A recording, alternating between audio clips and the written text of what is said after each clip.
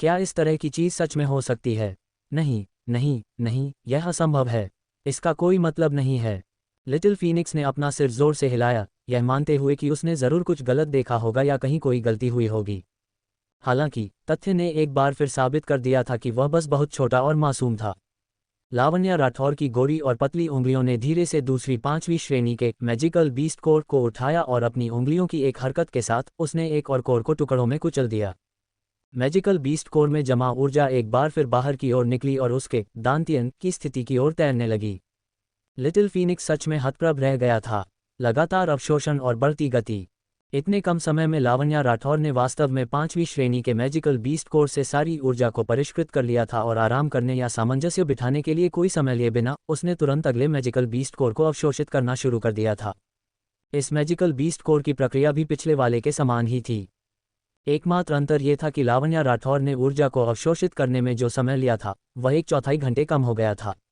शायद पिछले दौर की परिचितता के कारण गति स्वाभाविक रूप से बढ़ गई थी। परिष्करण पूरा होने के बाद उसने तीसरे मैजिकल बीस्ट कोर तक पहुंचने के लिए एक बार फिर अपनी उंगलियां बढ़ाईं। इस समय तक लिटिल फीनिक्स ने और अधिक हैरान होने के लिए अपनी सारी ऊर्जा खर्च कर दी थी। लावण्या राठौर के इस स्तर तक असामान्य होने के कारण भविष्य में चाहे जो भी हो वह हैरान होने में अपनी ऊर्जा बर्बाद नहीं करेगा। लेकिन बहुत जल्द ही लिटिल फीनिक्स ने इन विचारों को पूरी तरह से दूर कर दिया, क्योंकि कुल 10 घंटे में 5वीं श्रेणी के मैजिकल बीस्ट कोर के 9 टुकड़ों को परिष्कृत करने के बाद लावण्या राठौर ने अपने हाथ फैलाए और इस बार उसने वास्तव में लिया एक 6ठी श्रेणी का मैजिकल बीस्ट कोर। स्वर्ग को चुनौती देने वाली क्षमता। क्या बकवास है ये, फीमेल डेविल, सच में। लिटिल फीनिक्स ने कुछ समय के लिए इसे अपने अंदर रोके रखा और वह अभी भी इसे शब्दों में बयां करने के लिए सही शब्द नहीं ढूंढ पा रहा था, क्योंकि यह असामान्यता उसकी इस शातिर मालकिन का वर्णन करने की उसकी क्षमता से कहीं परे थी। वह चरम स्तर पर स्वर्ग को चुनौती देने वाली थी। वह खुद को क्या समझती है? वह वास्तव में ऐसा कैसे कर सकती है? 6ठी श्रेणी के मैजिकल बीस्ट कोर में संग्रहित ऊर्जा 5वीं श्रेणी के मैजिकल बीस्ट कोर की तुलना में 10 गुना या उससे अधिक थी। भले ही वह 5वीं श्रेणी के मैजिकल बीस्ट कोर को अवशोषित करने में सक्षम थी, हो सकता है वह 6ठी श्रेणी वाले को अवशोषित न कर पाए। अगर सच में कुछ हो गया तो हम क्या करेंगे? 6ठी श्रेणी के मैजिकल बीस्ट कोर को कुचले जाने के बाद जो ऊर्जा बाहर बही वह वास्तव में पहले की तुलना में कई गुना सघन थी। वह उग्र ऊर्जा पूरे छोटे अध्ययन कक्ष में फैल गई थी, मानो वह कमरे को टुकड़ों में उड़ाने वाली हो। ऐसा लग रहा था कि लावण्या राठौर का सुरक्षा घेरा ऊर्जा को रोकने में सक्षम नहीं था, लेकिन घेरे के बाहर के परिवेश से, घेरे के पैटर्न से निकलने वाली किरणें रुक रुक कर दिखाई दे रही थीं, जो कभी दिख रही थीं और कभी नहीं। हालांकि इतनी शक्तिशाली ऊर्जा को भी लावण्या राठौर के सामने झुकना पड़ा। यह ऊर्जा उसके दबाव के तहत एक कतार में खड़ी हो गई और उसमें समा गई। एक के बाद एक चमत्कार। कुल मिलाकर 6ठी श्रेणी के मैजिकल बीस्ट कोर के 4 टुकड़े थे। हर बार जब वह एक टुकड़े को कुचलती, लिटिल फीनिक्स की भौहें अवचेतन रूप से सिकुड़ जातीं और उसके दिल को चिंता और सदमे का एक और दौरा पड़ता। इस फीमेल डेविल की सीमा क्या थी? उसका जन्मजात कौशल बहुत पहले ही वास्तविक फ्लेम स्पिरिट फिजिक को पार कर चुका होगा। वह और कितनी ऊर्जा अवशोषित कर सकती है? लेकिन क्या ये सच में संभव था? अगर वह जारी रखती है तो क्या सच में सब ठीक रहेगा? लिटिल फीनिक्स का दिल जोर जोर से धड़क रहा था और जब तक अंतिम मैजिकल बीस्ट कोर पूरी तरह से अवशोषित नहीं हो गया तब तक वह उस बड़े पत्थर को नीचे नहीं रख सका जो उसके दिल पर बोझ बना हुआ था। आखिरकार यह सब खत्म हो गया था और यह बहुत अच्छा है कि कुछ भी नहीं हुआ। लेकिन इसी क्षण लावण्या राठौर ने बाथटब के बगल में रखा हुआ आखिरी डिब्बा खोला। जब ये डिब्बा खोला गया तो इसने एक हल्की लाल चमक छोड़ी और अध्ययन कक्ष की पूरी चारों दीवारों को लाल रंग में बदल दिया। लिटिल फीनिक्स की आंखें लगभग बाहर आ रही थीं और उसका चेहरा डर के मारे पीला पड़ गया था। क्या बकवास है, वह सच में ऐसा कर रही है? क्या ये पौराणिक 7वीं श्रेणी का मैजिकल बीस्ट कोर है? अगर यह कहा जाता कि लावण्या राठौर 5-6ठी श्रेणी के मैजिकल बीस्ट कोर को अवशोषित कर सकती है तो यह अभी भी लिटिल फीनिक्स की स्वीकार्य सीमा के भीतर था। लेकिन अब जब वह 7वीं श्रेणी के मैजिकल बीस्ट कोर को अवशोषित करने की तैयारी कर रही थी तो लिटिल फीनिक्स भी वर्तमान स्थिति में अपना संयम बनाए रखने में असमर्थ था। इसका कारण ये था कि 7वीं श्रेणी और उससे ऊपर के मैजिकल बीस्ट कोर की आंतरिक गुणवत्ता 6ठी श्रेणी और उससे नीचे के कोर से पूरी तरह से अलग थी। 7वीं श्रेणी के मैजिकल बीस्ट कोर मूल रूप से दिव्य जानवरों और साधारण जादुई जानवरों की संतान थे। इन संतानों को दिव्य जानवरों का कुछ खून विरासत में मिला था, इसलिए उनका मैजिकल बीस्ट कोर मूल रूप से 6ठी श्रेणी के मैजिकल बीस्ट कोर से एक अलग ही श्रेणी का था। इनमें समाहित ऊर्जा बहुत मजबूत और अधिक आक्रामक थी और खतरा 100 गुना बढ़ गया था। एक पहले दर्जे के दायरे का साधक 7वीं श्रेणी के मैजिकल बीस्ट कोर को अवशोषित करने का लक्ष्य रख रहा है। यह अपने आप में केवल मौत को बुलावा देना नहीं था, बल्कि आत्मा के बिखरने और टुकड़ों में चकनाचूर होने का लक्ष्य था।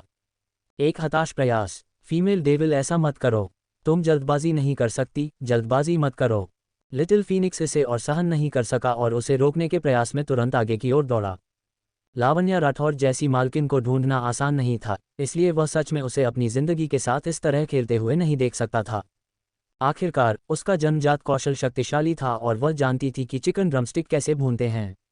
उसके दुष्ट चरित्र को एक तरफ रख दें तो उसमें कोई और कमी नहीं थी और वह उसकी मालकिन के रूप में स्वीकार्य थी।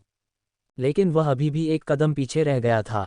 लावण्या राठौर की हरकतें बहुत तेज थीं। जैसे ही उसकी उंगलियों ने जादुई जानवर के कोर को महसूस किया, उसने बिना किसी हिचकिचाहट के तुरंत उसे कुचल दिया। विस्फोटक ऊर्जा और संघर्ष। 7वीं श्रेणी के बीस्ट कोर की विस्फोटक ऊर्जा के तीव्र प्रभाव ने लगभग लिटिल फीनिक्स को झटके से बाहर फेंक दिया और उसे अध्ययन कक्ष की छत से जोर से दे मारा। दीवार पर कई दरारें पड़ गईं जो उसके छोटे शरीर के टकराने से बनी थीं। उसी समय बाथटब का पानी लाल धुएं में बदल गया था, जिसने पूरे कमरे को घेर लिया था। भाप ऊपर उठी और धुंध का हर एक स्तर उबल रहा था और अभी भी जल रहा था। लावण्या राठौर की नज़र जम गई। वह 7वीं श्रेणी के मैजिकल बीस्ट कोर की ऊर्जा को इकट्ठा करने का प्रयास कर रही थी। लेकिन इस बार यहाँ तक कि उसे भी लगा कि उसे ऐसा करने में कुछ कठिनाई हो रही है। 7वीं श्रेणी के मैजिकल बीस्ट कोर की ऊर्जा बेहद शक्तिशाली थी और यह प्रभाव से भरी थी, जो उसके आदेशों पर बिल्कुल भी ध्यान नहीं दे रही थी, बल्कि बेतहाशा उसके चंगुल से भागने और बाहर की ओर बिखरने की कोशिश कर रही थी। उसने अपनी जीभ की नोक को काटा और मैजिकल बीस्ट कोर के बिखरे हुए टुकड़ों की दिशा में खून का एक घूंट फूंका। हवा में मौजूद ऊर्जा उस पल के लिए रुकती हुई प्रतीत हुई और इसके बाद उसने अपनी पूरी शक्ति का उपयोग किया और अंततः ऊर्जा को जमा करने में कामयाब रही। सफलता और एक लंबी साधना। हालांकि 5वीं और 6ठी श्रेणी के मैजिकल बीस्ट कोर की तुलना में 7वीं श्रेणी की ऊर्जा को जमा करना कठिन था और उसकी अवशोषण गति बहुत धीमी थी, लेकिन वह अभी भी सुरक्षा घेरे के बाहर बिखराव का एक भी निशान छोड़े बिना सारी ऊर्जा एकत्र करने में सफल रही। हालांकि 7वीं श्रेणी के मैजिकल बीस्ट कोर की ऊर्जा बहुत मजबूत थी और हालांकि लावण्या राठौर ने सारी ऊर्जा को संरक्षित करने का प्रबंध कर लिया था, लेकिन इसे परिष्कृत करने के लिए यह अभी भी पूरा करने के लिए एक कठिन काम था। इस दौर में पहले जैसी कोई पागलपन भरी गति नहीं थी। पूरे 3 दिन और 3 रातों तक वह अध्ययन कक्ष में चुपचाप बैठी रही और अपने शरीर के भीतर अग्नि गुण वाली प्रोफाउंड एनर्जी को परिष्कृत करती रही। वह एक पल के लिए भी नहीं रुकी। अध्ययन कक्ष के बाहर निवास के भीतर के गार्ड और नौकरानियों ने बारी बारी से कर्तव्यपूर्वक उस छोटे से आंगन के बाहर पहरा दिया, जिसमें लावण्या राठौर ने खुद को बंद दरवाजे की साधना में बंद कर लिया था।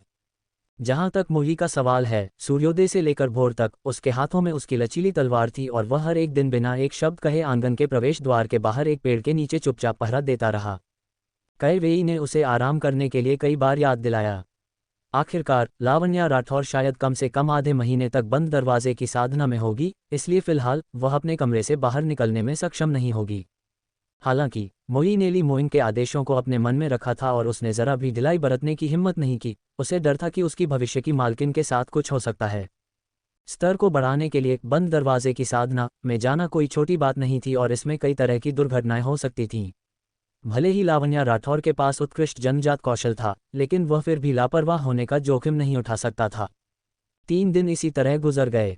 आज सुबह तड़के 1000 ट्रेजर पवेलियन के मैनेजर सन ने मैनर तक अपना रास्ता खोज लिया और लावण्या राठौर से मिलने की जिद करने लगे। मोई लावण्या राठौर की ओर से उनसे मिलने गया। मैनेजर सन, तीसरी मिस वर्तमान में साधना कर रही हैं और उनसे मिलना सुविधाजनक नहीं है। इस यात्रा का आपका उद्देश्य क्या है? मुझे बताना एक ही बात होगी। मैनेजर सन ने मोई को ली मोइन के साथ देखा था और वह जानता था कि वह उसके बॉस का अधीनस्थ होना चाहिए और मोई भी एक शक्तिशाली विशेषज्ञ था। इसलिए जब उसने मोई को देखा तो मैनेजर सन बहुत उत्तेजित हो गया और लगभग घुटने टेकने ही वाला था। सर मोई, कृपया हमारी मदद करें। हमारे 1000 ट्रेजर पवेलियन को किसी ने तबाह कर दिया है। क्या हुआ? मुझे धीरे धीरे बताओ, मोई ने भौहें सिकोड़ी।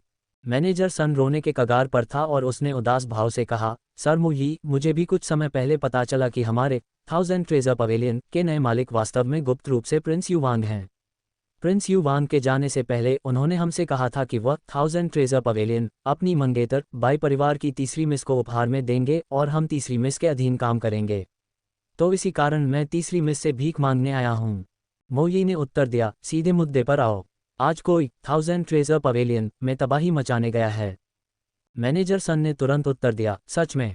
जब से यह खबर फैली है कि प्रिंस युवांग हमारे नए मालिक हैं, 1000 ट्रेजर पवेलियन का व्यवसाय रोजाना बहुत अच्छा रहा है और हमारे पड़ोसी देशों के कई आगंतुक प्रसिद्ध होने के कारण आए थे। हालांकि जब हमने आज सुबह व्यवसाय के लिए दरवाजा खोला तो बाहर कोई नहीं था। जब हम बाहर देखने गए तो हमें एहसास हुआ कि हमारा पूरा स्टोर कुछ लोगों से घिरा हुआ था और उन्होंने हमारे स्टोर के सभी लोगों को पकड़ने की धमकी भी दी। क्या? मोई ने पूछताछ के लहजे में पूछा। चूंकि हर कोई जानता है कि 1000 ट्रेजर पवेलियन मास्टर का व्यवसाय है, फिर भी कोई तबाही मचाने की हिम्मत कैसे कर सकता है? साउथ यू किंगडम में हमारे मास्टर का विरोध करने की हिम्मत कौन करेगा? मैनेजर सन दुखी होकर चिल्लाया। इसका नेतृत्व करने वाला व्यक्ति क्राउन प्रिंस है।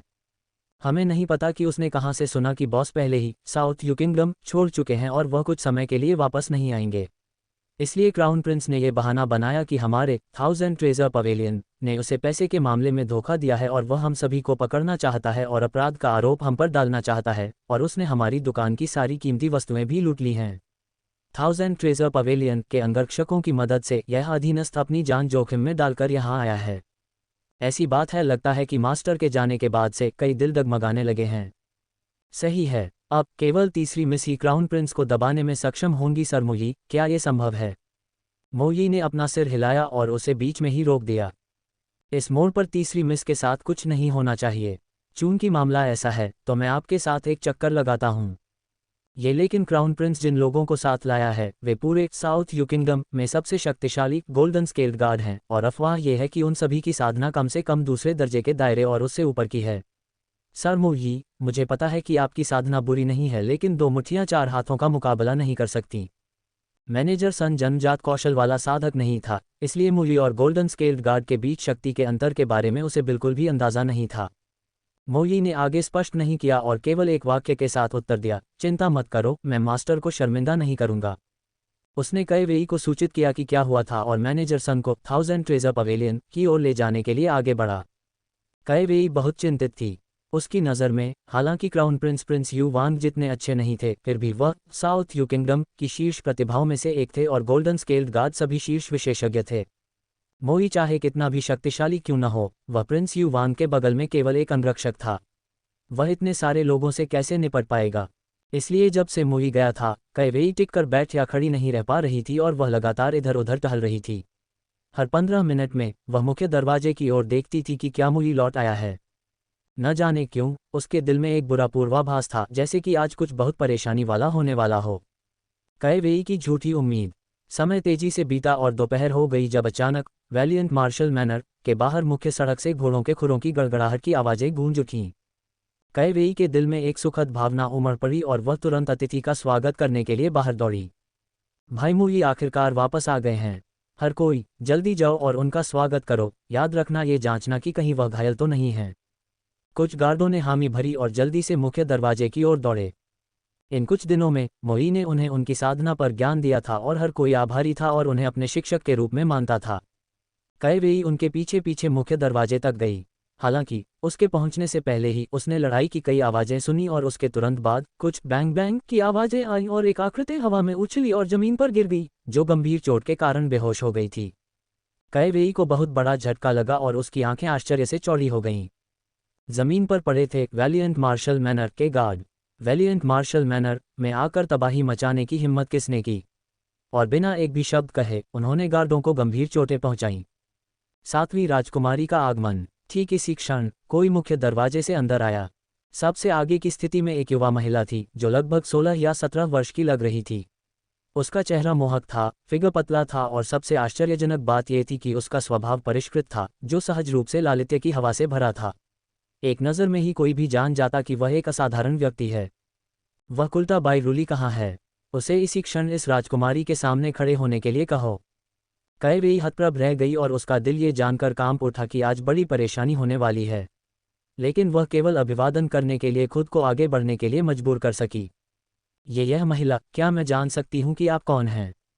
पा, एक जोरदार आवाज़ गूंजी। कई वेई ने अभी अपनी बात पूरी भी नहीं की थी कि एक जोरदार थप्पड़ ने उसका वाक्य तोड़ दिया। ये थप्पड़ इतना क्रूर था कि उसने उसे हवा में उड़ा दिया। कई वेई का आधा चेहरा तुरंत उबले हुए बन की तरह सूज गया और वह जमीन पर गिर पड़ी। युवा महिला के बगल में एक युवक था जो अंगरक्षक की तरह तैयार था। उसने कठोरता से कहा, क्या तुम अंधी हो? क्या तुम हमारी 7वीं राजकुमारी को भी नहीं जानती? बाईरुली कहाँ है? सातवीं राजकुमारी आ गई है और वह घुटने टेकने और उनका स्वागत करने के लिए बाहर भी नहीं है। उसे क्या सजा मिलनी चाहिए? खतरे की घंटी। सातवीं राजकुमारी। कैवेई ने अपना सूजा हुआ चेहरा पकड़े रखा क्योंकि उसने खुद को मुड़ने और उसकी ओर देखने के लिए मजबूर किया। सातवीं राजकुमारी लीजुएर ने 1 साल से भी अधिक समय पहले साउथ यू किंगडम छोड़ दिया था और अपनी शिक्षा के मार्ग पर चलने के लिए सेलेस्टियल लाइट अकादमी चली गई थीं। उन्होंने शायद ही कभी राजधानी में अपना चेहरा दिखाया था, इसलिए कैवेई ने उन्हें नहीं पहचाना। हालांकि केवल उन राक्षसी अंगरक्षकों से जिन्हें वह अपने साथ लाई थी और उनके प्रभावशाली तरीके से कैवेई समझ गई कि वह सातवीं राजकुमारी ही होनी चाहिए। लेकिन सातवीं राजकुमारी अचानक वैलिएंट मार्शल मैनर क्यों आए? और वह ऐसी लग रही थी जैसे वह बदला लेने आए हो। जाहिर तौर पर वह उसकी तीसरी मिस के साथ अच्छी तरह से पेश नहीं आने वाली थी। कैवेई कुछ नहीं बोली तो अंगरक्षक ने कठोरता से जल्दी मचाई, मरने का नाटक कर रही हो? क्या तुमने सुना नहीं मैंने क्या पूछा? बाईरुली कहाँ है? उसे बाहर आकर हमारी सातवीं राजकुमारी का स्वागत करने के लिए कहो। कैवेई हैरान और डरी हुई दोनों थी और वह डर से कांप रही थी। लेकिन वह जानती थी कि हर साधक का बंद दरवाजे की साधना का समय बहुत महत्वपूर्ण होता है और उसमें कोई बाधा नहीं डाली जा सकती। इस क्षण उसका दिल मोही के लिए तरस रहा था। अगर मोही यहाँ होता तो कम से कम कोई शक्तिशाली व्यक्ति होता जो उनके साथ कुछ समय तक उलझ सकता, लेकिन चूंकि वह अभी यहाँ नहीं था, यहाँ बचे हुए लोग सातवीं राजकुमारी के साथ लाए गए लोगों का विरोध करने में बिल्कुल भी सक्षम नहीं थे। मोही को इसी नाजुक समय पर कोई काम क्यों आ गया और वह क्यों चला गया? कैवेई के दिमाग में संदेह की एक किरण कौंधी, लेकिन उसके पास इस पर गहराई से सोचने का समय नहीं था। लीजुएर को उससे कोई जवाब नहीं मिला और वह अधीर होने लगी। ठीक है, इन लोगों के साथ समय बर्बाद करना बंद करो, चलो सीधे अंदर चलते हैं। ये राजकुमारी देखना चाहती है कि वह छोटी सी कुल्टा बाईरुली कहाँ छिप सकती है। ये कहते हुए वह मैनर के अंदर चली गई।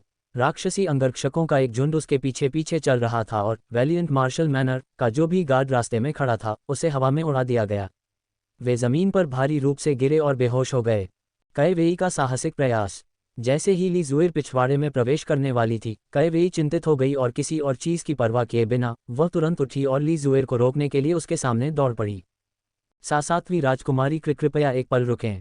सातवीं राजकुमारी ने उस पर एक सरसरी नजर डाली और कहा, दफा हो जाओ। कैवेई इतनी डरी हुई थी कि वह ठीक से खड़ी भी नहीं हो पा रही थी, लेकिन अपनी मालकिन के प्रति अपनी वफादारी के कारण वह सातवीं राजकुमारी के सामने डटी रही। लेकिन उसकी आवाज़ कांपने लगी थी। सातवीं राजकुमारी, आप भले ही आप अभी अंदर जाएं, ये बेकार है क्योंकि हमारी यंग मिस अभी मैनर में नहीं है। ओह सच में? ये सुनकर सातवीं राजकुमारी की भौहें तन गईं। तुम्हारे लिए बेहतर होगा कि तुम मुझसे झूठ बोलने की न सोचो। अगर मुझे पता चला कि तुमने मुझसे झूठ बोलने की हिम्मत की है तो ये राजकुमारी निश्चित रूप से तुम्हारे जीवन को नर्क बना देगी। कैवेई कांप उठी क्योंकि उसकी पीठ पर ठंडा पसीना आ गया था जिससे उसके कपड़े भीग गए थे। सातवीं राजकुमारी से झूठ बोलने की हिम्मत नहीं करूंगी। हमारी यंग मिस आज सुबह एक बूढ़े आदमी से मिली और उसके बाद वह दोपहर के समय पिछले दरवाजे से बाहर चली गईं। और उन्होंने हमें ये बताने से मना कर दिया कि वह कहाँ जा रही हैं। अभी तक वह वापस नहीं आई हैं। ये सेविका बहुत चिंतित है और मैं बस बाहर जाकर उन्हें ढूंढने की तैयारी ही कर रही थी। जब कैवेई यह कह रही थी, वह अपने दिल में पहले ही आंसुओं के पहाड़ रो रही थी। वो तीसरी मिस, इस सेविका ने आपकी वजह से पहली बार झूठ बोला है। अगर सातवीं राजकुमारी को पता चल गया और अगर मैं मैनर में मारी गई तो आपको मेरी लाश उठाने में मदद करनी होगी। शंकाओं के बादल और एक नया मोड़। उसकी बातें आधी सच और आधी झूठ से भरी थीं। सातवीं राजकुमारी शंकाओं से घिरने लगी। 1000 ट्रेजर पवेलियन मुसीबत में था और वह निश्चित रूप से इस मामले में शामिल होगी। इसलिए स्वाभाविक रूप से वह जानती थी कि मैनेजर सन मुसीबत से निपटने में मदद मांगने के लिए वैलिएंट मार्शल मैनर आएंगे। भले ही उसने उस समय लावण्या राठौर को 1000 ट्रेजर पवेलियन में नहीं देखा था, लेकिन अगर वह पिछले दरवाजे से खिसक गई होती तो यह संभव था कि उसके आदमियों ने उसे न देखा हो। क्या ऐसा हो सकता है कि 1000 ट्रेजर पवेलियन मुसीबत में पड़ गया हो और जब लावण्या राठौर ने खबर सुनी तो वह डर के मारे भाग गई हो? कैवेई ने अपना सिर झुका लिया क्योंकि उसने सातवीं राजकुमारी की चुभने वाली नज़र को महसूस किया और उसका दिल जोर जोर से धड़कता रहा। पुराने हाउसकीपर का पर्दाफाश। जैसे ही सातवीं राजकुमारी हिचकिचा रही थी, अचानक मैनर के प्रवेश द्वार से एक तीखी आवाज़ आई। सातवीं राजकुमारी, इस नीच नौकरानी की बातों पर विश्वास न करें, वह आपसे झूठ बोल रही होगी। तीसरी मिस निश्चित रूप से मैनर के भीतर कहीं है। दूसरी मिस ने मैनर के सभी निकास द्वारों पर नज़र रखने के लिए किसी को भेजा था। वह यहाँ से बिल्कुल नहीं गई है। ये सुनकर कैवेई ने अपना सिर उठाया और मैनर में दौड़े आए व्यक्ति को तुरंत पहचान लिया। ये वैलियंट मार्शल मैनर का पुराना हाउसकीपर था और वह हमेशा से बाय लियू जिंग का सबसे वफादार रहा था। उस दिन जब लावण्या राठौर उन्हें सबक सिखाने मैनर आई थी, तो इस पुराने हाउसकीपर ने तुरंत मौका देखा और पहली ही फुर्सत में गायब हो गया, और वह उन कुछ लोगों में से एक था जो सुरक्षित रहे थे। किसी ने नहीं सोचा होगा कि वह बाय लियू जिंग के पास लौट गया होगा और किसी को वैलियंट मार्शल मैनर की गतिविधियों पर नजर रखने के लिए भेजा होगा। जब कई वेई ने उसे देखा तो वह तुरंत समझ गई कि वह बड़ी मुसीबत में पड़ने वाली है। जैसी कि उम्मीद थी, सातवीं राजकुमारी तुरंत मुड़ी और उसकी बाहें गुस्से में तन गईं। तुम्हारी हिम्मत कैसे हुई, एक नीच नौकरानी होकर इस राजकुमारी से झूठ बोलने की? सैनिकों, इसे बाहर खींचो और इसे कसकर कोड़े मारो। दो गार्ड तुरंत आगे आए और पीले पड़े चेहरे वाली कई वेई को घसीटकर बाहर ले गए। ली जुएर ने उसके पीछे से आगे कहा, इसे कोड़े मार मार कर जान से मत मार देना।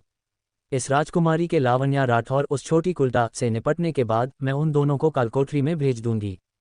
कई वेई की आंखें ऊपर की ओर घूमी और वह मौके पर ही बेहोश हो गई। अब उसे कोई नहीं रोक सकता था। साजिश और क्यूई डेविएशन का खतरा।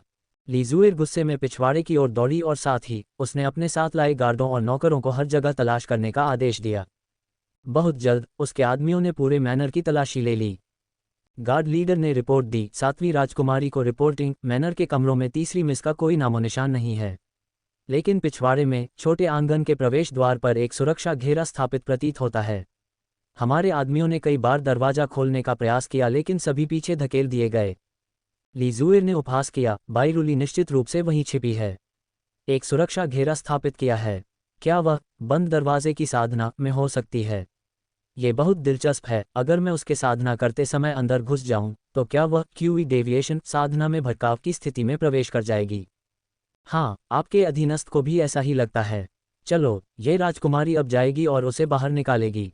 पार्श्विक बल का प्रयोग। ली जुएर अपने आदमियों को लेकर सुरक्षा घेरे की सीमा तक पहुंची और वहां उन्हें एक और समस्या मिली। वह ये थी कि लावण्या राठौर ने जो सुरक्षा घेरा स्थापित किया था, उसका सामना उसने पहले कभी नहीं किया था, इसलिए उसके पास इसे तोड़ने का कोई तरीका नहीं था। लेकिन उसके अपने तरीके थे। ली जुएर ने तुरंत सभी गार्डों को इकट्ठा किया और छोटे आंगन को घेर लिया और उन सभी से सुरक्षा घेरे पर हमला करने को कहा। कोई सुरक्षा घेरा कितना भी उन्नत क्यों न हो, ऊर्जा का स्तर क्रिस्टल से प्राप्त होता था और एक बार ऊर्जा समाप्त हो जाने पर यह अपना प्रभाव खो देता था। इसलिए जब तक शक्ति पर्याप्त मजबूत थी, तब तक पार्श्विक बल का उपयोग करके सुरक्षा घेरे को तोड़ना संभव था। यहाँ तक कि अगर शक्ति पर्याप्त मजबूत नहीं भी थी, अगर वे अपने हमलों में लगातार डटे रहें, तो वे क्रिस्टल की ऊर्जा को समाप्त करने में सक्षम थे। ली जुएर इसी तरीके की योजना बना रही थी। उसने जो देखा उसके अनुसार वैलियंट मार्शल मैनर में कोई एरे मास्टर नहीं था। तो अगर कोई सुरक्षा घेरा था भी, तो उसकी शक्ति इतनी मजबूत नहीं होनी चाहिए। उन गार्डों के एक साथ हमला करने पर उसने निष्कर्ष निकाला कि यह कुछ ही प्रयासों में टूट जाना चाहिए। हालांकि उसकी उम्मीदों के विपरीत, भले ही उसके गार्डों ने सुरक्षा घेरे को घेर लिया था और दिन से रात तक लगातार उस पर हमला किया था, वे सुरक्षा घेरे को बिल्कुल भी नहीं तोड़ पाए। रात भर का संघर्ष और आसन खतरा। ली जुएर ने भौहें सिकोड़ी और चिंतित होने लगी। ये बहुत अजीब है। क्या ये सुरक्षा घेरा बाय लियू फैंग ने पीछे छोड़ा होगा? यह इतना ठोस कैसे हो सकता है? सैनिकों, क्राउन प्रिंस के पास जाओ और उनके सभी गोल्डन स्केल्ड गार्ड उधार ले आओ। दिन निकलने से पहले मुझे इस सुरक्षा घेरे को तोड़ना होगा और उस छोटी कुल्टा को बाहर खींचना होगा। गोल्डन स्केल्ड गार्ड की कुल 2 छोटी टीमों को तैनात किया गया और उन सभी ने लावण्या राठौर द्वारा स्थापित सुरक्षा घेरे को घेर लिया और रात भर उस पर हमला किया। भोर होने पर ही सुरक्षा घेरे से एक हल्की गुनगुनाने की आवाज़ आई। ली जुएर पूरी रात डटी रही थी और उसकी आंखें लाल होने लगी थीं। लेकिन वह एक कदम भी पीछे हटने को तैयार नहीं थी। उसने अभी तक लावण्या राठौर का विनाश नहीं देखा था, तो वह बीच में ही हार कैसे मान सकती थी? परिणाम ये हुआ कि सुरक्षा घेरा अंततः टूटने के संकेत दिखा रहा था। वह तुरंत खुशी से उछल पड़ी, जल्दी जल्दी जल्दी, अच्छा काम करते रहो। ये सुरक्षा घेरा अब किसी भी समय टूटने वाला है। इसके बाद ली जुएर की नज़रें खतरनाक हो गईं। बायरुली, बस तुम इंतज़ार करो और देखो। तुमने मुझसे इतनी मेहनत करवाई। जब तुम मेरे हाथ आओगी, तो अगर मैं तुम्हें धीरे धीरे प्रताड़ित नहीं करूंगी, तो मेरी नफरत शांत नहीं होगी।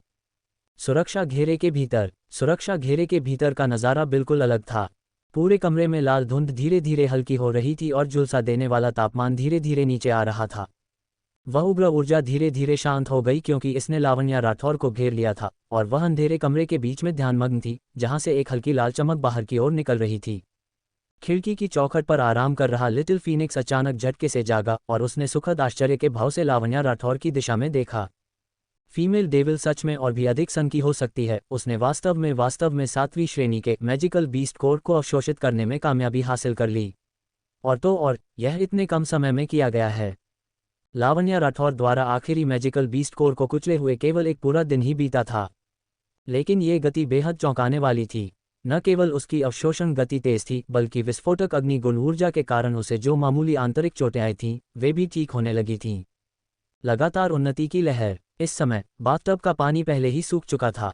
लावण्या राठौर खड़ी हुई, उसने अपने ऊपर एक लंबा चोगा लपेटा और तुरंत जमीन पर पालथी मारकर बैठ गई। उसने सारी ऊर्जा को अवशोषित किया और उसे अपने दांतियन की ओर निर्देशित किया, जो उसके शरीर की सभी नाड़ियों से होकर गुजरी, और जब सारी प्रोफाउंड एनर्जी का विस्फोट हुआ तो इसने लगभग उसकी सभी नाड़ियों को चीरकर खोल दिया। लावण्या राठौर ने अपने दांत पीसे और डटी रही, और प्रोफाउंड एनर्जी की गहन लहर की आखिरी लहर शांत होने के बाद उसने बाधा को पार कर लिया। उसने अंततः सफलतापूर्वक दूसरे दर्जे के दायरे में प्रवेश कर लिया था। ये देखकर लिटिल फीनिक्स अंततः अपने दिल को चैन दे सका। उसकी मालकिन ने सफलतापूर्वक उन्नति कर ली थी। हालांकि भले ही उसने सफलतापूर्वक उन्नति कर ली थी, लेकिन लावण्या राठौर वहीं नहीं रुकी। उसका फ्लेम स्पिरिट फिजिक एक भंवर की तरह था जो अग्निगुण वाली प्रोफाउंड एनर्जी को अवशोषित कर रहा था, और इसने आसपास की सारी प्रोफाउंड एनर्जी को अपनी ओर खींच लिया था, और उसके दांतियन के भीतर जमा ऊर्जा ने उसकी नाड़ियों पर प्रहार करना बंद नहीं किया था। लावण्या राठौर को लगा कि वह खुद को रोक नहीं सकती, और प्रोफाउंड एनर्जी के प्रभाव में वह आगे बढ़ती रही और आगे बढ़ती रही। डिफेंसिव प्रोफाउंड रियलम का पहला स्तर, दूसरा स्तर, तीसरा स्तर। पिछली उन्नति की तरह ही उसने आसानी से कई छोटे स्तरों को पार कर लिया। जिस क्षण उसने डिफेंसिव प्रोफाउंड रियलम के चौथे स्तर को पार किया, उसकी प्रक्रिया धीरे धीरे धीमी होने लगी। बाहर से हमला। क्योंकि इस नाजुक क्षण में अचानक एक बदलाव हुआ। एक भयानक हम की आवाज़ आने लगी। अध्ययन कक्ष के बाहर उकेरा गया सुरक्षा घेरे का शिलालेख अचानक प्रकट हो गया। इसके साथ ही पूरा कमरा हिलने लगा। लिटिल फीनिक्स ने अपना सिर उठाया और सवालिया अंदाज में पूछा, क्या हुआ? क्या ऐसा इसलिए है क्योंकि कुचले गए मैजिकल बीस्ट कोर से उत्सर्जित ऊर्जा बहुत अधिक थी, इसलिए ये सुरक्षा घेरा जल्द ही ढहने वाला है? लेकिन इससे पहले कि वह किसी निष्कर्ष पर पहुंच पाता, एक और हम की आवाज़ गूंजी। इस बार शोर पिछले वाले की तुलना में अधिक तीव्र था और कमरे के भीतर कंपन बढ़ गया था। हम कंपन और शोर लगातार सुनाई दे रहा था, और सुरक्षा घेरे के पैटर्न से किरणें चमकती रहीं और कमज़ोर होती गईं। लिटिल फीनिक्स को पता चल गया कि कुछ ठीक नहीं है, और वह तेजी से खिड़की की चौखट पर उड़कर गया और उसने बाहर देखा। एक ही नज़र में उसकी बड़ी प्यारी आंखें गोल हो गईं और उसका गोल मटोल चेहरा पीला पड़ गया। क्या बकवास है, ऐसा सच में हो रहा है? फीमेल डेविल, कोई तुम्हारे सुरक्षा घेरे पर हमला कर रहा है, और इसे देखने से लग रहा है कि तुम्हारा सुरक्षा घेरा अब ज्यादा देर नहीं टिकेगा। अविचल ध्यान। हालांकि लावण्या राठौर के चेहरे पर घबराहट का कोई नामोनिशान नहीं था। सच कहा जाए तो वह बिल्कुल पहले जैसी ही दिख रही थी। उसकी आंखें कसकर बंद थीं और उसके हाथ उसकी छाती के सामने मुड़े हुए थे, और उसके चेहरे पर एक शांतिपूर्ण भाव था, क्योंकि वह अपने शरीर के भीतर प्रोफाउंड एनर्जी का मार्गदर्शन कर रही थी। प्रोफाउंड एनर्जी का प्रवाह बेहद सुचारू था, और कुछ ही समय में उसने एक और स्तर को पार कर लिया। डिफेंसिव प्रोफाउंड रियलम का चौथा स्तर। जैसे ही उसने उस चरण को पार किया, एक और तीव्र कंपन आया। लिटिल फीनिक्स के चेहरे के भाव सच में बहुत बुरे लग रहे थे। वह एक चिंतित और असहाय चेहरे के साथ खिड़की से लावण्या राठौर की ओर देख रहा था। वह बिल्कुल नहीं समझ पा रहा था कि उसे क्या करना चाहिए। सुरक्षा घेरे का ढहना केवल कुछ समय की बात थी। कंपनों की गंभीरता को देखते हुए यह शायद ज्यादा देर तक नहीं टिकेगा। हालांकि ये लावण्या राठौर की उन्नति के लिए एक बहुत ही महत्वपूर्ण समय था। पिछले कुछ दिनों में उसने जो भी प्रयास किया था, वह सब अब इस थोड़े से समय के लिए था। उसे सफलता पाने के लिए इस क्षण अपने सभी प्रयास झोंक देने चाहिए, अन्यथा उसके शरीर के भीतर मौजूद अत्यधिक अग्निगुण वाली प्रोफाउंड एनर्जी उलट सकती थी और वापस उसके दांतियन में बह सकती थी। जब ऐसा होता तो इसका एकमात्र परिणाम या तो गंभीर चोट या उससे भी बदतर मृत्यु होना निश्चित था। यही कारण था कि लिटिल फीनिक्स ने उसे याद दिलाने के लिए एक भी आवाज़ करने की हिम्मत नहीं की। यहाँ तक कि अगर थोड़ी सी भी गड़बड़ी हुई जिससे उसका ध्यान भटक गया, तो यह न केवल उसकी उन्नति को विफल कर देगा, बल्कि इसके परिणामस्वरूप बैकलैश प्रतिक्रिया भी होगा, जिससे उसे आंतरिक चोटें लगेंगी। संकट की घड़ी और अदम्य साहस।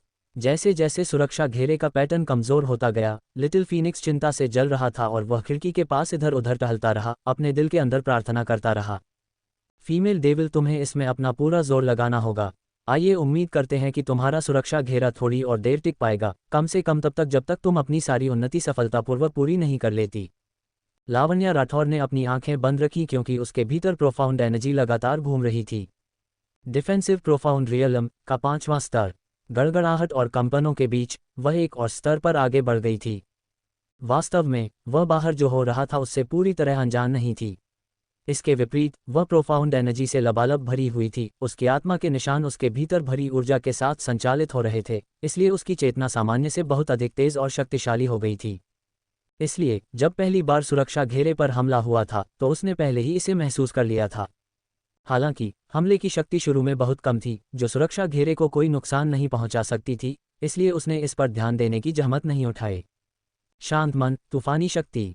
लेकिन कुछ घंटों के बाद हमले की शक्ति अचानक मजबूत हो गई और इससे सुरक्षा घेरे की ऊर्जा का काफी नुकसान हुआ। लेकिन लावण्या राठौर पहले ही अपनी उन्नति के लिए सबसे महत्वपूर्ण समय में प्रवेश कर चुकी थी, इसलिए वह प्रक्रिया को बिल्कुल भी नहीं रोक सकती थी। चाहे जो भी हो, उससे पहले उन्नति पूरी करनी होगी। लावण्या राठौर एक अनुभवी साधिका थी और वर्तमान स्थिति को अच्छी तरह से जानती थी जिसका वह सामना कर रही थी। चिंतित होने के बजाय वह सामान्य से अधिक शांत थी। चूंकि वह अब कुछ भी बदलने में असमर्थ थी, इसलिए उसकी एकमात्र पसंद सारी ऊर्जा को इकट्ठा करना और उन्नति प्रक्रिया को तेज करने की पूरी कोशिश करना था। चिंता या बेचैनी जैसी अनावश्यक भावनाएं केवल उसके दिल को परेशान करेंगी और उसकी उन्नति की गति को प्रभावित करेंगी, जो एक घातक प्रहार होगा। उसका दिल पानी की तरह शांत था। बाहर पार्श्विक बल कितना भी शक्तिशाली क्यों न हो, वह बिना इधर उधर देखे चुपचाप बैठी रही और ध्यानमग्न होकर आत्मज्ञान की स्थिति में प्रवेश कर गई। क्राउन प्रिंस को पीछे छोड़ना। बहुत तेजी से उसने फिर से एक स्तर पार कर लिया। डिफेंसिव प्रोफाउंड रियलम का 6वां स्तर, डिफेंसिव प्रोफाउंड रियलम का 7वां स्तर। वर्तमान क्षण में लावण्या राठौर का साधना स्तर प्रभावशाली रूप से क्राउन प्रिंस के चरम स्तर को पार कर चुका था। जब लिटिल फीनिक्स ने यह देखा तो वह चकाचौंध रह गया। अगर उस अहंकारी और निरंकुश बाई रुओ क्यूई को पता चले कि साउथ यू किंगडम का नंबर 1 प्रतिभाशाली क्राउन प्रिंस, जिससे वह शादी करने के लिए तरस रही थी, उसकी साधना का स्तर उस कचरे से भी कम था जिसे वह हमेशा नीचा दिखाती थी, तो वह क्या सोचेगी। जहां तक उस आत्ममुग्ध क्राउन प्रिंस की बात है जो उसकी मालकिन को अपनी रखेल बनाना चाहता था, उसे बस अपने ही पेशाब के गड्ढे में अपना प्रतिबिंब देखना चाहिए ताकि उसे पता चले कि उसकी क्या औकात है। उसकी उम्र में उसकी साधना की तुलना उसकी 14 वर्षीय मालकिन से की ही नहीं जा सकती थी। सुरक्षा घेरे का टूटना। और हालांकि लावण्या राठौर की उन्नति की गति कुछ कम हो गई थी, लेकिन बिना किसी संदेह के वह अभी भी उन्नति जारी रखे हुए थी। डिफेंसिव प्रोफाउंड रियलम का 8वां स्तर। उसी क्षण जब वह 8वें स्तर पर पहुंची, सुरक्षा घेरे के बाहर से एक बहुत बड़ा धमाका गूंज उठा। सुरक्षा घेरे के सभी पैटर्न एक ही समय में जगमगा उठे और लगभग तुरंत ही वे गायब हो गए। सुरक्षा घेरा ढह गया था। सुरक्षा घेरे के ढहने के बाद आसपास से शोर शराबा फैल गया। लोगों का एक बड़ा समूह छोटे आंगन में घुस आया। लिटिल फीनिक्स जानता था कि अगर उसके जैसा एक छोटा बच्चा अभी प्रकट हुआ तो ये बेहद अजीब लगेगा, इसलिए वह जल्दी से वापस एक छोटे पक्षी में बदल गया और ऊपर उड़कर छिप गया। इसके अलावा उसने छोटे गिद्ध को भी एक गमले के पीछे छिपा दिया। 7वीं राजकुमारी अपने आदमियों के साथ लावण्या राठौर के आंगन में घुसी और सीधे अध्ययन कक्ष में प्रवेश कर गई। जैसे ही वह प्रवेश द्वार पर पहुंची, उसे अपने चेहरे पर एक झुलसा देने वाली गर्म हवा महसूस हुई। ये स्पष्ट था कि अंदर मौजूद व्यक्ति वास्तव में बंद दरवाजे के पीछे साधना कर रहा था और संभवतः एक अत्यंत महत्वपूर्ण क्षण में पहुंच चुका था। ईर्ष्या और एक घातक योजना। ये देखकर 7वीं राजकुमारी खुश भी हुई और उसे ईर्ष्या भी हुई। खुशी इसलिए क्योंकि उसे लगा कि वह सही समय पर आई है, जो कि क्या इत्तेफाक था। अगर वह छोटी कुल्टा अभी उन्नति के महत्वपूर्ण क्षण में थी और उसने उसे इस बिंदु पर सबक सिखाया, तो लावण्या राठौर शायद कचरे में बदल जाएगी। ये वास्तव में स्वर्ग की ओर से समय पर मिली मदद थी। ईर्ष्या इसलिए थी क्योंकि लावण्या राठौर का जन्मजात कौशल वास्तव में बहुत महान था। वह इतने कम समय के बाद फिर से कैसे उन्नति कर सकती है। क्राउन प्रिंस ने उल्लेख किया था कि वह पहले ही क्यूई प्रोफाउंड रियलम के 9वें स्तर पर थी, तो इस बार की उन्नति क्या ये डिफेंसिव प्रोफाउंड रियलम में प्रवेश करने के लिए थी। इतनी कम उम्र में, और वह पहले से ही दूसरे चरण की साधिका थी। यहाँ तक कि सेलेस्टियल लाइट अकादमी में भी, जो साउथ स्काई रीजन की नंबर 1 अकादमी है जहाँ वह वर्तमान में पढ़ रही थी, वहाँ भी ऐसे कौतुक बहुत कम थे। दुर्भाग्य से ये लड़की कितनी भी प्रतिभाशाली क्यों न हो, ये बेकार था क्योंकि वह आज उसके चंगुल में फंस गई थी। इसे उसका दुर्भाग्य ही समझें। वैसे भी भविष्य में उसके जैसी कोई प्रतिभाशाली नहीं बचेगी। इसके अलावा इससे उसके प्रयास भी बचेंगे। अगर 7वीं राजकुमारी व्यक्तिगत रूप से उससे निपटती तो वह केवल उसे प्रताड़ित करने की हिम्मत करती और उसे मारने की हिम्मत नहीं करती, क्योंकि अगर उसके दूसरे शाही भाई ने लावण्या राठौर को नहीं छोड़ा होगा तो इस बात की संभावना थी कि वह बदला लेने के लिए वापस आ सकता है। अब स्थिति अच्छी थी क्योंकि अगर लावण्या राठौर अपाहिज हो गई या यहाँ तक कि उसकी मृत्यु भी हो गई क्योंकि उसकी उन्नति बाधित हो गई थी तो इसे उसकी ओर से सीधा हमला नहीं माना जाएगा। इसलिए भविष्य में अगर वह इनकार करना चाहे तो ऐसा करने का एक तरीका हमेशा होगा। अध्ययन कक्ष में टकराव। जब 7वीं राजकुमारी ने यह सोचा तो वह अंदर जाते हुए बहुत प्रसन्न थी। बायरूली, तुम्हारी कितनी हिम्मत है, इस राजकुमारी के आने के बाद भी तुम अपनी साधना जारी रखने का साहस कर रही हो। क्या तुम जल्दी से आकर मेरा अभिवादन नहीं करोगी? लावण्या राठौर जानती थी कि वह पास ही है लेकिन उसने कोई हरकत नहीं की। बस थोड़ा सा और उसे बस थोड़े और समय की आवश्यकता थी और वह डिफेंसिव प्रोफाउंड रियलम के 9वें स्तर को पार करने में सक्षम हो जाएगी।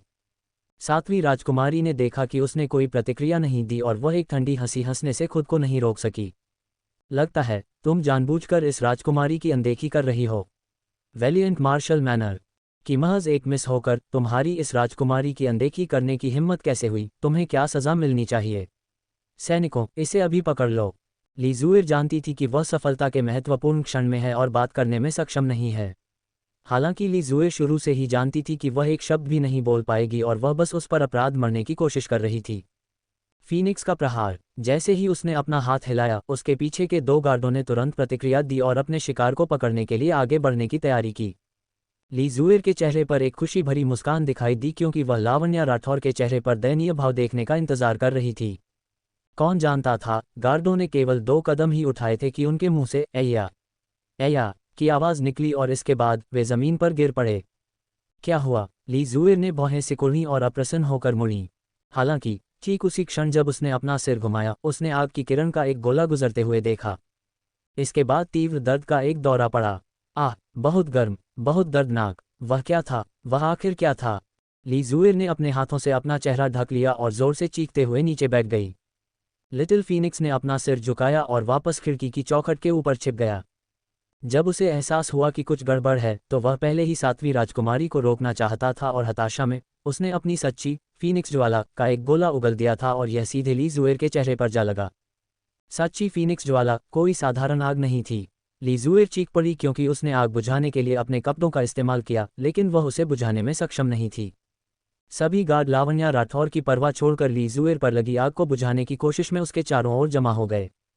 काफी देर तक ऐसा ही चलता रहा जब तक कि पानी के गुण वाले कई गोल्डन स्केल्ड गार्ड ने अपनी प्रोफाउंड स्किल्स का उपयोग करने के लिए एक साथ काम नहीं किया, तब जाकर वे आग बुझाने में सक्षम हुए। अब तक ली जुइर के चेहरे की त्वचा पहले ही जल चुकी थी और सतह गड्ढों से भर गई थी जो बेहद भयानक लग रही थी। ली जुइर को ये जानने के लिए किसी आईने की आवश्यकता नहीं थी कि वह पहले से ही डरावनी दिख रही थी, इसलिए वह पहले से कहीं अधिक क्रोधित थी। वह गुस्से से चिल्लाए, आखिर क्या हुआ? वह बगल में क्या चीज थी? उसे जल्दी बाहर निकालो। छोटे गिद्ध का साहसिक हमला। लिटिल फीनिक्स ने अपने छोटे आकार का फायदा उठाया और अपने पंख फड़फड़ाते हुए वह चुपके से एक चक्कर लगाकर सफेद जैल के एक पेन कंटेनर के अंदर छिप गया।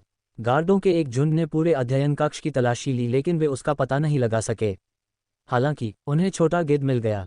छोटे गिद्ध को लावण्या राठौर का आदेश मिला और वह तुरंत बाहर निकल आया। अपने पंख फड़फड़ाते हुए और सीटी जैसी तीखी चीखें निकालते हुए ये 7वीं राजकुमारी की दिशा में दौड़ा। छोटे गिद्ध के पास स्वयं 3री श्रेणी के जादुई जानवर की ताकत थी। उसके शरीर की ताकत और हमले की शक्ति बेहद विशाल थी। केवल एक ही चीज़ की कमी थी कि बड़े होते समय उसके माता पिता उसके साथ नहीं थे। इसलिए हालांकि वह अभी भी छोटा था, वह सफ़ेद पंखों वाले सुनहरी कलगी वाले गिद्धों की जन्मजात क्षमता की मूल बातें भी नहीं जानता था। इस कारण इसकी पूरी क्षमता प्रदर्शित नहीं हो पा रही थी। फिर भी दूसरे चरण के साधकों के इस झुंड के खिलाफ जाना इसके लिए एक बड़ा खतरा था। छोटे गिद्ध ने भीड़ में मौजूद कई लोगों पर चोंच मारी और अप्रत्याशित रूप से गार्ड समय पर प्रतिक्रिया करने में सक्षम नहीं थे। इससे पहले कि उन्हें उनकी पीठ के बल नीचे गिरा दिया गया, कई लोगों के चेहरों पर चोंच मारी गई थी और वहां से खून बह रहा था। बलि का बकरा और एक कुटिल मुस्कान। हालांकि छोटा गिद्ध अभी भी एक जादुई जानवर ही था, अनुभवी साधकों के एक झुंड के खिलाफ यह अभी भी नुकसानदेह स्थिति में था। अराजक स्थिति के कुछ हद तक शांत होने के बाद गोल्डन स्केल्ड गार्ड के एक समूह ने एक साथ आगे और पीछे से हमला किया और छोटे गिद्ध को घेरने में कामयाब रहे। छोटे गिद्ध ने खुद को बाएं और दाएं फेंका लेकिन बाद में उसे रोक दिया गया। चिंता हावी हो गई और वह मदद के लिए चहचहाने लगा क्योंकि उसने लिटिल फीनिक्स को खोजने के लिए अपना सिर घुमाया। लिटिल फीनिक्स ने पेंसिल कंटेनर में मृत होने का नाटक किया और उसने छोटे गिद्ध को एक टेलीपैथिक संदेश भेजा, जाओ कया, मदद के लिए पुकारना बंद करो। तुम्हारा बड़ा भाई इस समय खुद को बचाने में असमर्थ है, इसलिए मुझे तुम्हें अपना बलि का बकरा बनने के लिए छोड़ना पड़ा। अपना ख्याल रखना, भविष्य में जब हम बाहर मिलेंगे तो हम दिखावा करेंगे कि हम एक दूसरे को नहीं जानते। भले ही उसने ऐसा कहा, लेकिन लिटिल फीनिक्स को अभी भी बहुत चिंता हो रही थी। छोटा गिद्ध दुश्मन के हाथों में पड़ गया था और इससे भी बुरी बात यह थी कि 7वीं राजकुमारी को लावण्या राठौर की साधना को रोकने से कोई नहीं रोक सकता था और वह तुरंत लावण्या राठौर को भारी चोट पहुंचा सकती थी और उसे खून की उल्टी करवा सकती थी। ली जुएर को भी इस बात का एहसास हुआ और उसके जले हुए और सूजे हुए चेहरे पर एक कुटिल मुस्कान आ गई। यह महज एक बदबूदार पक्षी है। बहुत बढ़िया, आज शाम मैं तुम्हारे सारे पंख नोच लूंगी और तुम्हें स्वर्गीय पिता और माता के आनंद के लिए एक स्ट्यूड गिद्ध बना दूंगी। आपकी महामहिम शानदार हैं। गार्डों ने तुरंत उसकी चापलूसी की। एक अंतिम आदेश और फीनिक्स की निराशा। ली जुएर ने ठंडेपन से उपहास किया क्योंकि उसने लावण्या राठौर की ओर अपनी नज़र डाली। जाओ, इस राजकुमारी के लिए अभी बाई रुली को पकड़ो। इस बार तुम्हारे रास्ते को रोकने के लिए कुछ भी नहीं होना चाहिए, लेकिन सुरक्षा की खातिर तुम सब एक साथ जाओ। जो कोई भी उसे पहले पकड़ेगा, ये राजकुमारी उसे 1000 तैल का इनाम देगी। इनाम के बारे में सुनकर वे गार्ड जो छोटे गिद्ध के हमलों से धूल और गंदगी से सन गए थे, उनकी ऊर्जा तुरंत वापस आ गई और उन्होंने सकारात्मक रूप से हाँ में उत्तर देते हुए लावण्या राठौर की ओर छलांग लगाए। लिटिल फीनिक्स ने अपने पंखों का उपयोग अपने चेहरे को छिपाने के लिए किया और वह अपने दिल ही दिल में शोक से रोने लगा। गई, फीमेल डेविल इस बार तो पक्का गई। हालांकि ठीक उसी क्षण जब गार्ड लावण्या राठौर की ओर झपट रहे थे, कमल की मुद्रा में बैठी लावण्या राठौर से एक अंधी कर देने वाली लाल किरण फूट पड़ी। किरण बेहद चकाचौंध करने वाली थी और एक पल में कोई भी अपनी आंखें नहीं खोल पाया। हर किसी ने अवचेतन रूप से अपनी आंखें बंद कर लीं और कुछ के तो आंसू ही निकल पड़े। अंधी कर देने वाली किरण के धीरे धीरे कमजोर होने में काफी समय लगा। ली जुएर प्रतिक्रिया देने वाली पहली व्यक्ति थी क्योंकि उसके चेहरे के भाव बदल गए थे। लानत है, ये कुल्टा वास्तव में सफलतापूर्वक उन्नति करने में सफल रही। इसकी किस्मत इतनी अच्छी क्यों है? धिक्कार है, तुम लोग अभी भी खाली जगह को क्या घूर रहे हो? जल्दी से इस छोटी कुल्टा को पकड़ो। कुछ गार्डों ने अपनी आंखें मली और तुरंत वे पलटे और लावण्या राठौर की दिशा में झपटे। लावण्या राठौर की आंखें मूल रूप से कसकर बंद थीं, लेकिन इस क्षण उसने अचानक अपनी आंखें खोलीं और उनमें एक ठंडी चमक प्रकट हुई। एक झटके में सफाया। गार्ड अभी उसे छू भी नहीं पाए थे कि उन्होंने एक विस्फोटक, प्रोफाउंड एनर्जी की लहर को अपनी ओर आते हुए महसूस किया। इस शक्ति की लहर से उनमें से कुछ पहले ही हवा में उड़ गए थे और उन्होंने हवा में ही खून उगल दिया।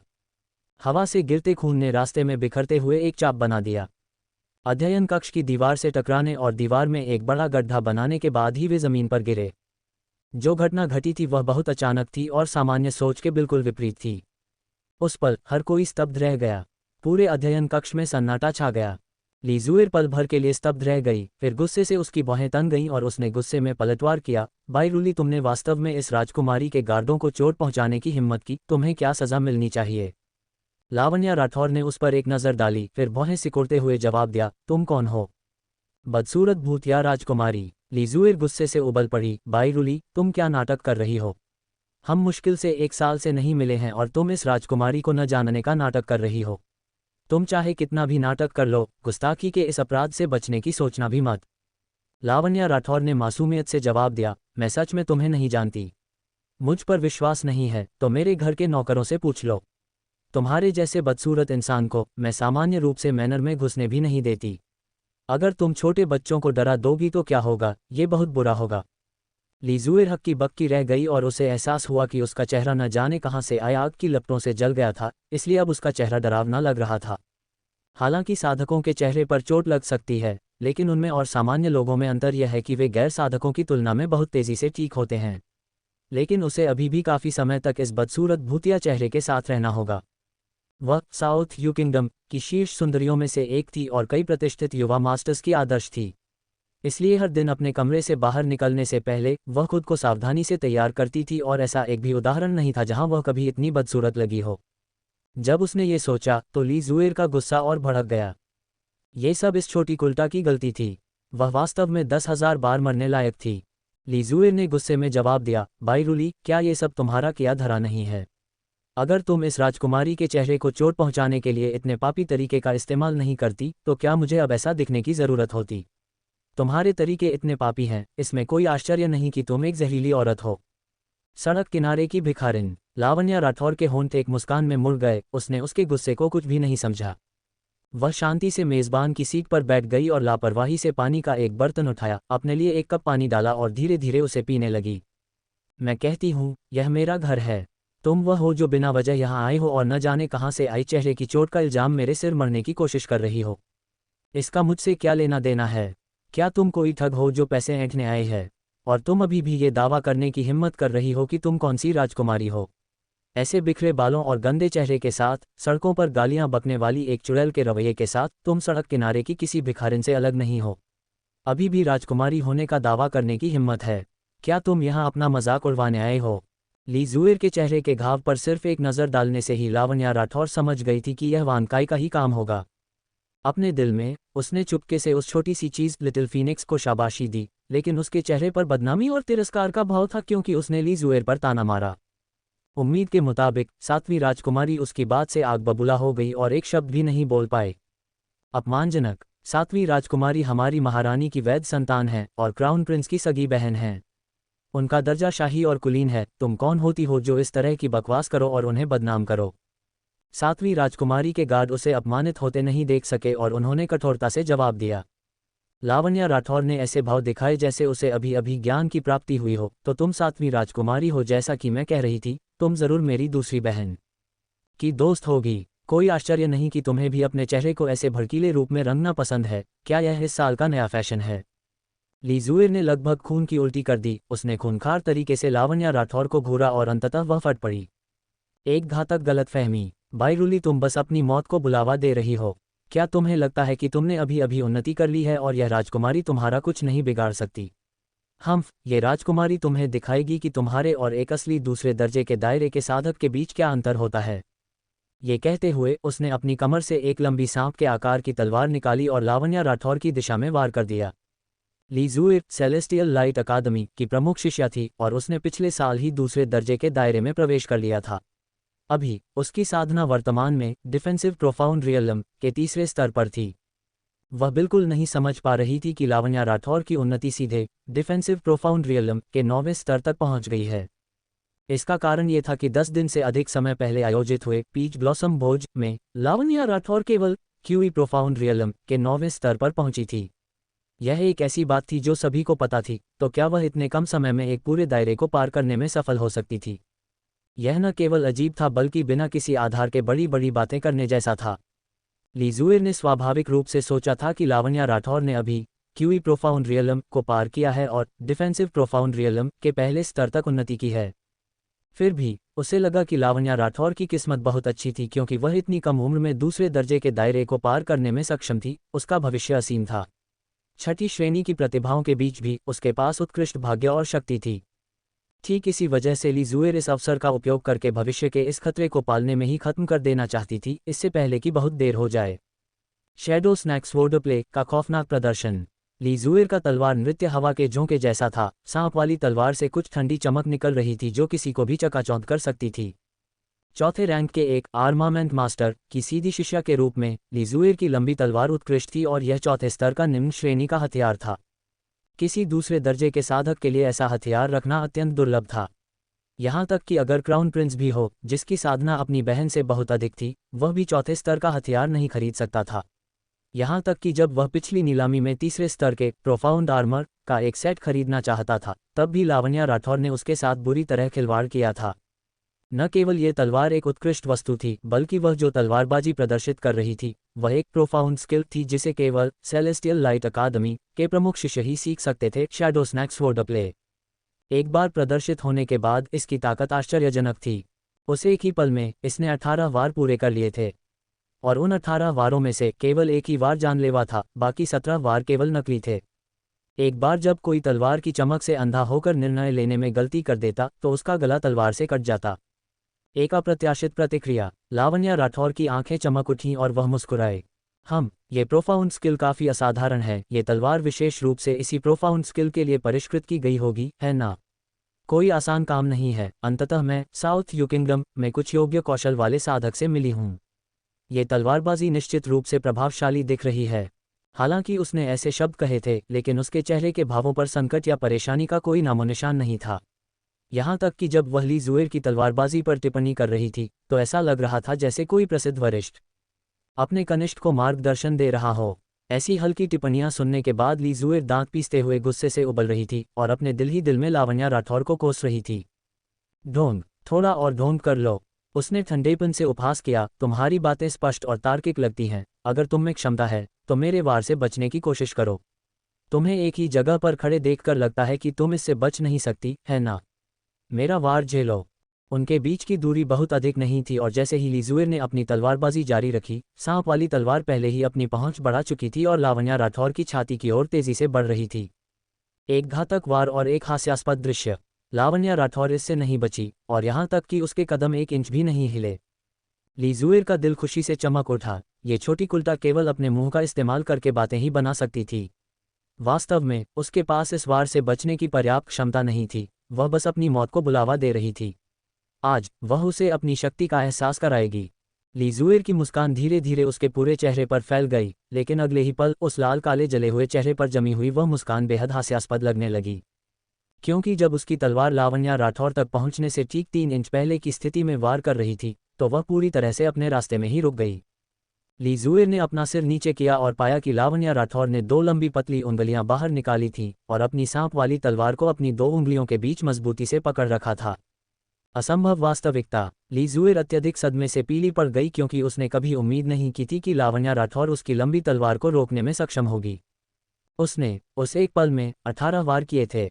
उसी स्तर का एक सामान्य साधक स्पष्ट रूप से देख भी नहीं पाएगा। सटीक भविष्यवाणी करना तो दूर की बात है कि कौन सा वार जानलेवा था। भले ही किसी ने सटीक भविष्यवाणी कर भी ली हो, उस एक वार में उसकी प्रोफाउंड एनर्जी की पूरी शक्ति भरी हुई थी। उस तेज भेदी वार को रोका नहीं जा सकता था जब तक कि दूसरा पक्ष उससे कई स्तर आगे न हो, अन्यथा अपनी उंगलियों का उपयोग करके इस वार को रोकने की हिम्मत कौन करेगा? ये बिल्कुल निश्चित था कि उसकी सारी उंगलियां मौके पर ही कटकर गिर जातीं। ली जुएर को इस पर कभी विश्वास नहीं होता। हालांकि सच्चाई ठीक उसकी आंखों के सामने रखी थी, इसलिए उसके पास इस पर विश्वास न करने का कोई विकल्प नहीं था। उसके हाथ ने अवचेतन रूप से ताकत बढ़ा दी और अपनी पूरी प्रोफाउंड एनर्जी को तलवार में झोंक दिया, इस उम्मीद में कि यह लावण्या राठौर पर वार कर सके। अफसोस, उसने चाहे कितनी भी कोशिश की, सांप वाली तलवार लावण्या राठौर के हाथ के बीच मजबूती से फंसी हुई थी। बर्फ की तरह सफ़ेद और नाजुक त्वचा वाली 2 पतली और गोरी उंगलियां ऐसी दिख रही थीं जैसे उन्हें कभी कोई भारी काम संभालने की आवश्यकता ही न पड़ी हो। लेकिन शक्तिहीन प्रतीत होने वाली ये उंगलियां इस क्षण 1 करोड़ पाउंड की ताकत से भरी हुई लग रही थीं, जो पूरी तरह से अविनाशी थीं। सच्चे डर का एहसास। ली जुएर अब सच्चे डर का अनुभव कर रही थी। उसे एहसास हुआ कि उसके सामने खड़ी युवा महिला, जिसे उसने हमेशा कचरा समझा था, के पास जबरदस्त शक्ति थी और वह स्वयं ही उसकी उपलब्धियों से तुलना करने में असमर्थ थी। ली जुएर की कलाई मुड़ गई और उसने अंदर की ओर वार करना छोड़ दिया। इसके बजाय वह अपनी पूरी ताकत का इस्तेमाल तलवार को बाहर की ओर खींचने में कर रही थी। अब वह लावण्या राठौर पर वार करने के कोई और विचार नहीं पाल रही थी, बल्कि वह केवल अपनी तलवार वापस लेना चाहती थी। ये चौथे स्तर का प्रोफाउंड आर्मामेंट शक्तिशाली हथियार था, वह इसे बिल्कुल नहीं खो सकती थी। उसका मास्टर उसे कितना भी महत्व क्यों न दे, यह असंभव था कि वह उसके लिए एक और हथियार परिष्कृत करेगा। हालांकि लावण्या राठौर उसे ऐसे ही तलवार वापस कैसे लेने देती? ली जुएर ने तलवार को वापस खींचने की पूरी कोशिश की, यहाँ तक कि अपनी सारी ताकत लगा दी जब तक कि उसका चेहरा पूरी तरह से लाल नहीं हो गया। हालांकि वह अभी भी इसे बाहर निकालने में असमर्थ थी। उसने कड़वाहट से कहा, बाईरूली छोड़ो। क्या तुम्हारा इरादा इस राजकुमारी की तलवार छीनने का है? लावण्या राठौर हल्के से मुस्कुराई, 7वीं राजकुमारी, कृपया जानबूझकर सच्चाई को तोड़ मरोड़ कर पेश न करें। ये तलवार आपने खुद स्वेच्छा से मेरे हाथों में भेजी थी और अब आपको पछतावा हो रहा है। सपने देखती रहो। ये कहते हुए लावण्या राठौर की कलाई में एक तेज हरकत हुई। ली जुएर को तलवार की धार से निकलती हुई प्रोफाउंड एनर्जी की एक शक्तिशाली लहर महसूस हुई।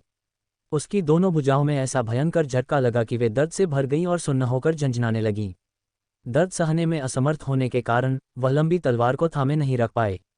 इसके बाद उसका पूरा शरीर भारीपन के साथ पीछे की ओर जा गिरा और उसने मुंह भर खून उगल दिया। दर्दनाक झटका। 7वीं राजकुमारी, महामहिम, आपको क्या हुआ?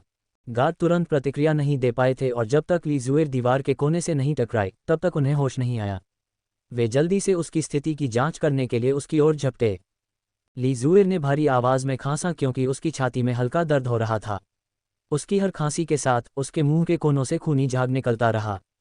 वह अपना हाथ उठाना चाहती थी और अपने मुंह के कोनों से खून के धब्बे पोंछना चाहती थी, लेकिन जैसे ही उसने हिलने की कोशिश की, उसे एहसास हुआ कि उसकी दोनों भुजाओं में भयानक दर्द हो रहा था। वे बेहद भारी लग रही थीं और वह उन्हें ऊपर उठाने में बिल्कुल असमर्थ थी। उसने देखने के लिए अपना सिर नीचे किया और महसूस किया कि उसकी दोनों भुजाएं सीधी नहीं हो पा रही थीं और वे केवल नीचे की ओर निर्जीव सी लटक सकती थीं।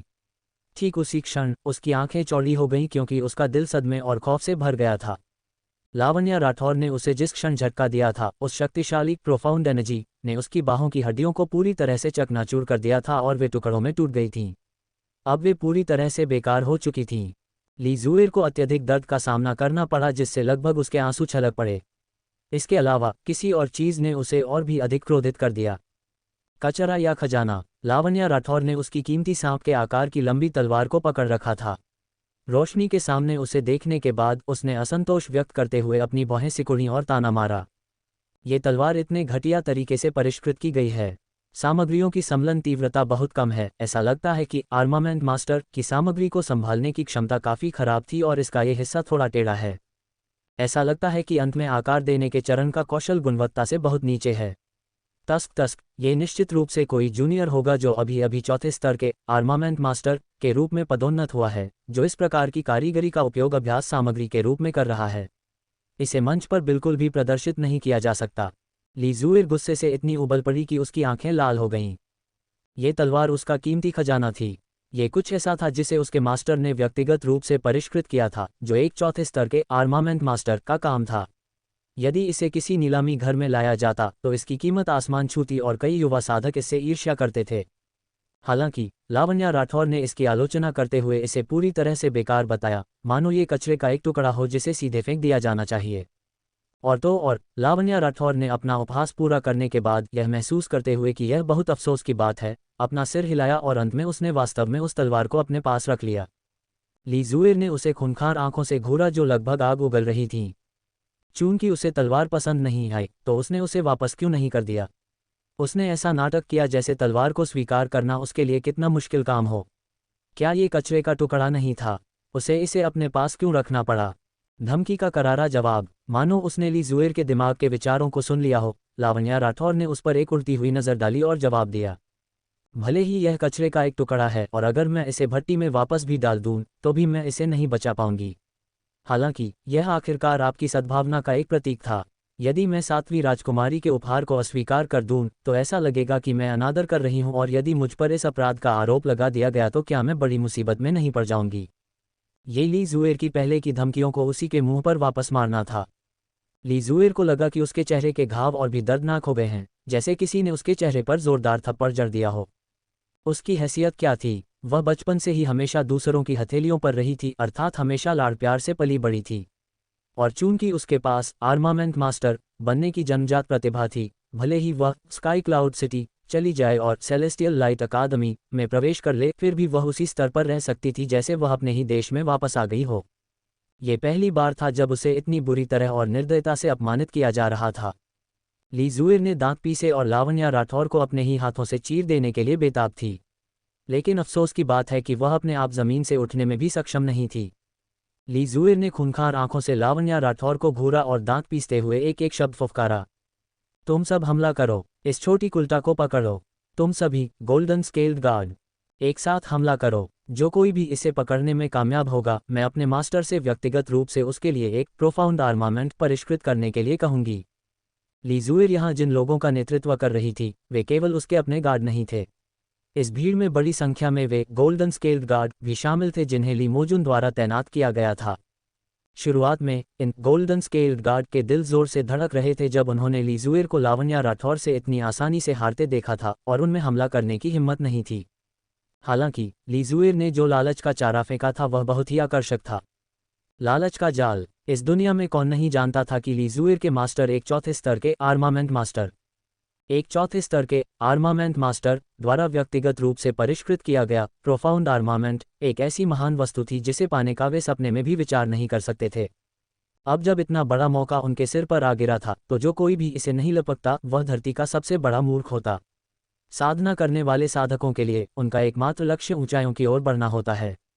यदि अवसर आपके दरवाजे पर दस्तक देता है और आप उसे नहीं पकड़ते हैं तो सफलता पाने का कोई मौका ही नहीं है। इसलिए ये सुनते ही सभी गोल्डन स्केल्ड गार्ड की आंखों में लालच की चमक आ गई। उन्होंने एक दूसरे की ओर देखा और फिर लावण्या राठौर की ओर बढ़ने लगे। उन सभी के दिमाग में एक ही विचार था। हालात को देखकर लगता है कि लावण्या राठौर की शक्ति वास्तव में उनके अनुमानों से बाहर हो गई है और वह किसी सामान्य पहले दर्जे के दायरे में नहीं हो सकती। उसकी युद्ध शक्ति कई छोटे स्तरों को पार कर चुकी होगी। यदि वे एक एक करके उस पर हमला करते तो शायद वे लावण्या राठौर का बिल्कुल भी मुकाबला नहीं कर पाते। लेकिन उनका सबसे बड़ा फायदा उनके लोगों की विशाल संख्या थी। यदि वे एक अकेली लावण्या राठौर के खिलाफ अपने हमलों को एक साथ मिला दें तो शायद उन्हें उतना संघर्ष नहीं करना पड़ेगा। इसके अलावा गोल्डन स्केल्ड गार्ड उन कचरा गार्डों से बिल्कुल अलग थे। वे सभी दूसरे दर्जे के दायरे के साधक थे। जहां तक लावण्या राठौर का सवाल था, उसने अभी अभी दूसरे दर्जे के दायरे में प्रवेश किया था, इसलिए उनकी क्षमताओं में अंतर मूल रूप से बहुत बड़ा नहीं था। इस तथ्य को शामिल करते हुए कि उनके पास इतने सारे लोग थे, वे उसे कैसे नहीं पकड़ पाएंगे। एक तरफा मुकाबला और विनाश। अपने दिमाग में इस सोच को बैठाकर गोल्डन स्केल्ड गार्ड ने आगे कोई संकोच नहीं किया। उन सभी ने अपनी तलवारें निकाल लीं और एक दूसरे से आगे निकलने की होड़ में लावण्या राठौर पर अपने हमले शुरू कर दिए।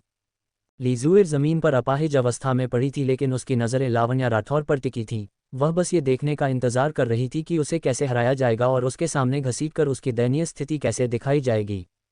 भले ही वह व्यक्तिगत रूप से लावण्या राठौर को हराने में सक्षम नहीं थी, लेकिन वह इसलिए था क्योंकि उसने पहले अपने दुश्मन को कम आंका था।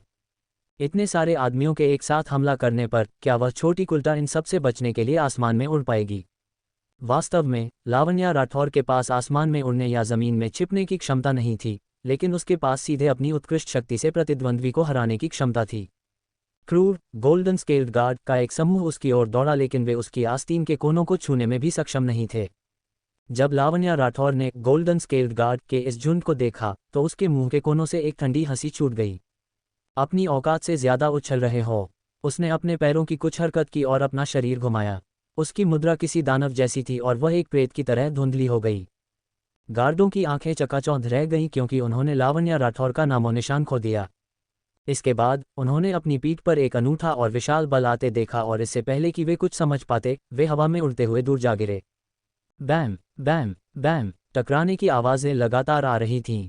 जिन गोल्डन स्केल्ड गार्ड को अजेय माना जाता था, वे सभी पलक झपकते ही हवा में उड़ रहे थे और वे सभी औंधे मुंह गिरे, उनके माथे जमीन से जोर से टकराए और खून बहने लगा।